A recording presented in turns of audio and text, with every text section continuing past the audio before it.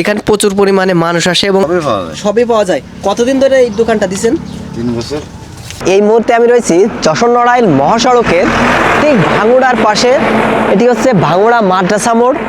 এখানে বেশ কয়েকটি দোকান গড়ে উঠেছে মূলত একটি ব্রিজকে ঘিরে। সামনে একটি ব্রিজ রয়েছে, এই যে এখানে ব্রিজ, আর এই ব্রিজকে ঘিরে এখানে অনেকগুলো দোকান গড়ে উঠেছে। এটি হচ্ছে মহাসড়কের পাশের দোকান, আর এটি হচ্ছে যশোর ঢাকা মহাসড়ক বা যশোর নড়াইল মহাসড়ক।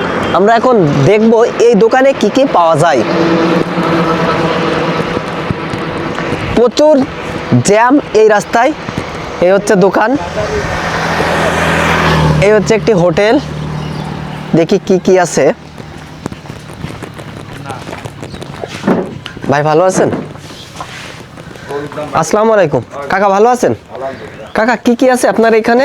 হাঁস আছে, ডিম আছে, গরুর বাচ্চা আছে, মুরগি আছে, মাছ আছে, ভাজি আছে। এভাবেই একটি ভ্রাম্যমান বা স্থায়ী হোটেল গড়ে উঠেছে। এখানে প্রচুর পরিমাণে মানুষ আসে এবং এখানে খায়, বিশেষ করে যারা এই যে ট্রাক চালায় বা ড্রাইভার যারা আছে। এটি হচ্ছে ফাস্টফুড আইটেমের মুদিখানার দোকান, সব কিছু পাওয়া যায়। এরপরে এখানে একটি বা দুইটি দোকান গড়ে উঠেছে। এই হচ্ছে দোকান। ভাইয়া ভালো আছেন? ভাই আপনাদের এখানে কি কি পাওয়া যায়?